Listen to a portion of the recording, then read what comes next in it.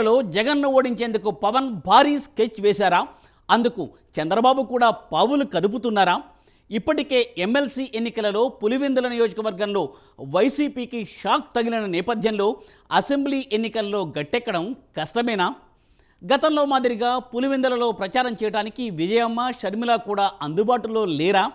కూటమి అభ్యర్థిగా బీటెక్ రవి బరిలోకి దిగితే జగన్ గట్టెక్కడం కష్టమేనా?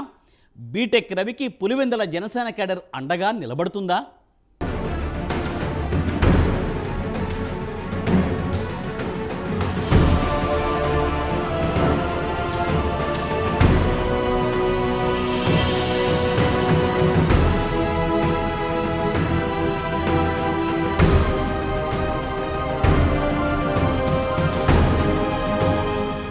సీఎం జగన్ కు సొంత నియోజకవర్గం పులివెందులలో డేంజర్ బెల్స్ మోగుతున్నాయా అంటే అవునన్న సమాధానమే వినిపిస్తోంది. ప్రతిపక్షాలపై కేసులు పెడుతూ అనుచిత వ్యాఖ్యలు చేస్తున్న వైసీపీపై పవన్, చంద్రబాబు కోపంగా ఉన్నారు. ముఖ్యంగా దత్తపుత్రుడు అంటూ ప్యాకేజ్ పెళ్లిళ్లు అంటూ పవన్ కళ్యాణ్పై వైసీపీ చేస్తున్న విమర్శలతో సేనాని రగిలిపోతున్నారు.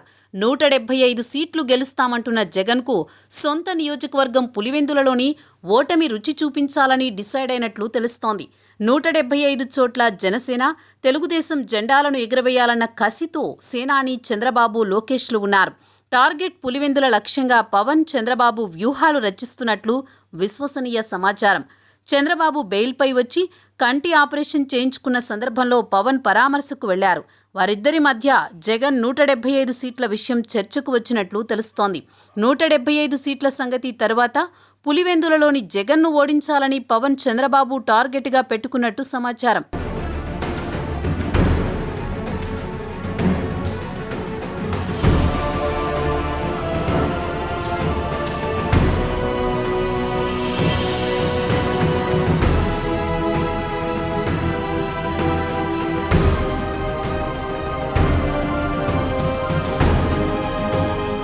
పులివెందుల పేరు చెప్పగానే గుర్తొచ్చేది వైఎస్ కుటుంబమే. 4.5 దశాబ్దాలుగా పులివెందుల నుంచి పోటీ చేస్తున్నది, విజయం సాధిస్తున్నది కూడా వైఎస్ కుటుంబమే. 1978 నుంచి పులివెందుల నుంచి వైఎస్ జగన్ కుటుంబం పోటీ చేసి గెలుస్తోంది. పులివెందుల నుంచి 1978, 1983, 1985లో వైఎస్ రాజశేఖర రెడ్డి విజయం సాధించారు.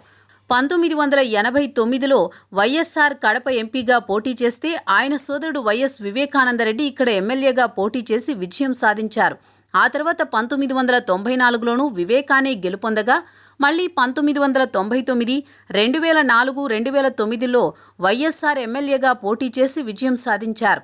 వైఎస్ఆర్ మరణం తర్వాత జరిగిన ఉప ఎన్నికల్లో వైఎస్ సతీమణి విజయలక్ష్మి గెలుపొందారు.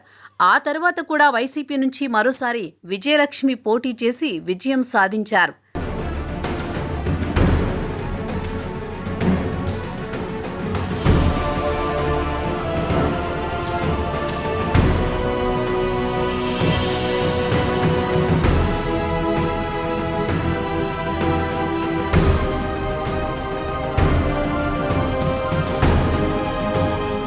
ఇక 2014, 2019లో జగన్ పులివెందులకు ప్రాతినిధ్యం వహిస్తున్నారు. అందుకే పులివెందుల అంటే వైఎస్ కుటుంబానికి కంచుకోట. నిన్న మొన్నటి వరకు అందరూ ఆఖరికి ప్రతిపక్షాలతో సహా ఈ విషయమే చెప్పేవారు. అయితే ఇప్పుడు ఆ పరిస్థితి మారిందా? ఇప్పుడు వైఎస్ కుటుంబం కంచుకోట పులివెందుల బద్దలవుతుందా? పులివెందులలో జగన్ ఓటమి ఖాయమైందా అంటే రాజకీయ వర్గాలు, పరిశీలకులు అవును ఆ పరిస్థితి ఉందని అంటున్నారు. విపక్షాలైతే పులివెందుల ఇంకెంత మాత్రం వైఎస్ కుటుంబం కంచుకోట కాదని కరాఖండిగా చెప్పేస్తున్నారు. జనసేన, తెలుగుదేశం ఉమ్మడి వ్యూహాలతో జగన్ కంచుకోటను ఈ ఎన్నికల్లో బద్దలు కొట్టడం ఖాయమని చెబుతున్నారు.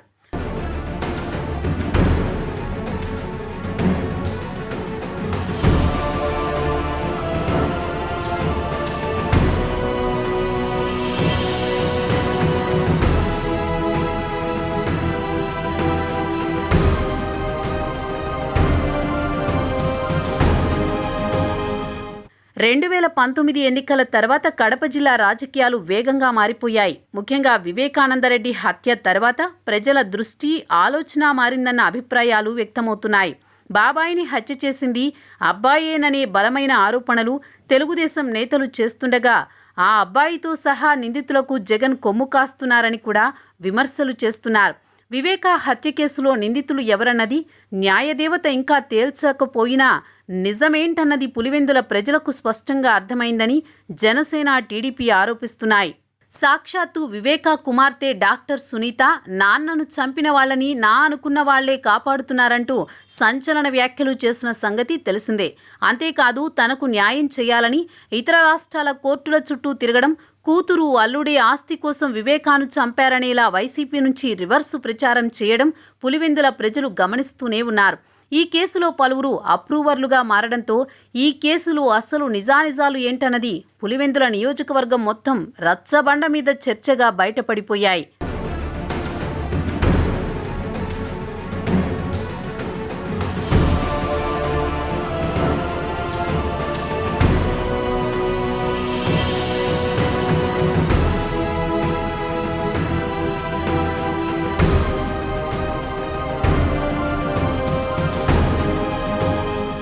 ఇక వైఎస్ సొంత కుటుంబంలో వివాదాలు కూడా ఇక్కడ జగన్కు మైనస్గా మారాయని పరిశీలకులు చెబుతున్నారు. తల్లి విజయమ్మ, సోదరి షర్మిల కూడా జగన్కు దూరం చేసుకోవడం సొంత నియోజకవర్గం మీద ప్రభావం చూపిందంటున్నారు. తల్లి విజయమ్మ ఇప్పుడు జగన్ తాడేపల్లి నివాసంతో పాటు సొంతగడ్డ పులివెందులకు కూడా దూరమయ్యారు. హైదరాబాద్ కూతురు షర్మిల వద్దనే ఆమె ఉంటున్నారు. అందుకు జగనే కారణమని పులివెందుల ప్రజలు బలంగా నమ్ముతున్నారు. ఆస్తులు, పదవుల కోసమే జగన్ తల్లి, చెల్లిని తరిమేశారన్న సంకేతాలు బలంగా ప్రజల్లోకి వెళ్లిపోయాయి. తెలుగుదేశం, జనసేన ఇదే విషయాన్ని పదే పదే విమర్శిస్తూ వస్తున్నాయి. నియోజకవర్గంలో అటు తండ్రి, ఇటు బాబాయ్తో దగ్గరి సంబంధాలున్న వారంతా ఇప్పుడు జగన్పై నమ్మకం కోల్పోయారన్న టాక్ రాజకీయ వర్గాల్లో వినిపిస్తోంది. ఆ విషయాన్ని బాహాటంగానే చెబుతున్నారు. అసలే రాష్ట్ర వ్యాప్తంగా ఉన్న అసంతృప్తికి సొంత నియోజకవర్గంలో నెలకొన్న ఈ పరిస్థితులు కూడా తోడయ్యాయి. ఇలా ఎన్నో అంశాలతో సొంత గడ్డపై కూడా జగన్కు వ్యతిరేకత ఎదురవుతోందని విశ్లేషకులు చెబుతున్నారు.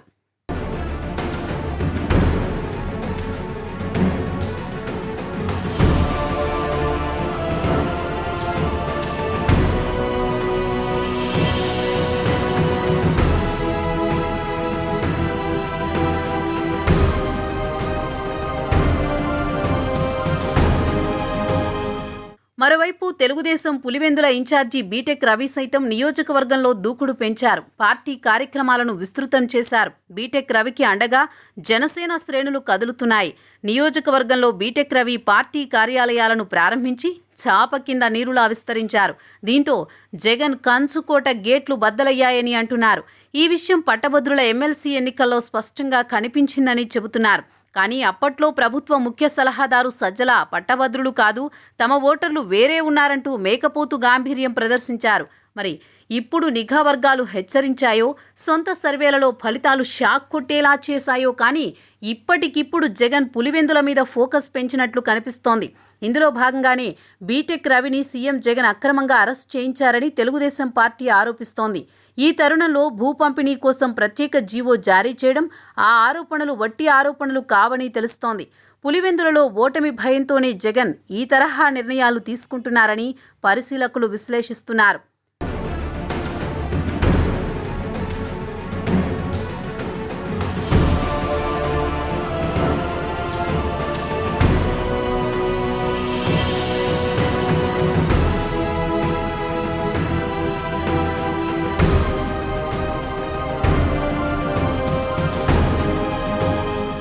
ముఖ్యంగా పవన్ కళ్యాణ్ పులివెందులపై గట్టి ఫోకస్ పెట్టారని తెలుస్తోంది. త్వరలోనే రాయలసీమలో వారాహి యాత్రను పులివెందుల నుంచే స్టార్ట్ చేస్తారని వార్తలొస్తున్నాయి.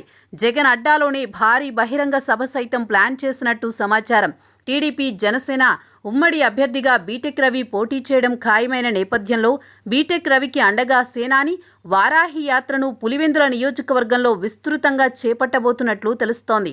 మొత్తానికి పవన్, జగన్ కోట అయిన పులివెందుల మీద కన్నేశారని, డిసెంబర్లో పవన్ పులివెందుల టూర్ చేస్తారని తెలుస్తోంది.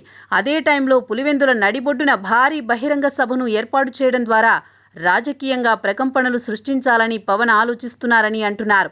రానున్న రోజుల్లో సీమ నుంచే గట్టిగా సౌండ్ చేయడం ద్వారా ఏపీ అంతటా జనసేన బలం పెంచుకుని ఎన్నికల్లో విజయానికి సోపానాలు వేసుకోవాలని పవన్ మాస్టర్ ప్లాన్తో ఉన్నారని అంటున్నారు. మొత్తానికి చూస్తే పవన్ కసి మీద ఉన్నారు. తాడో పేడో తేల్చుకోవాలనుకుంటున్నారు.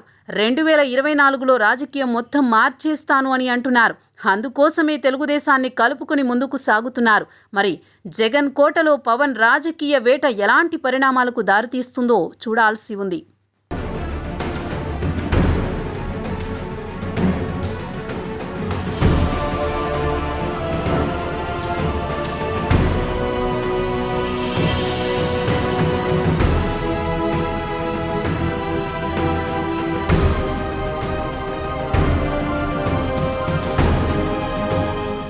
ఆంధ్రప్రదేశ్లో రాజకీయ రణరంగం కొనసాగుతోంది.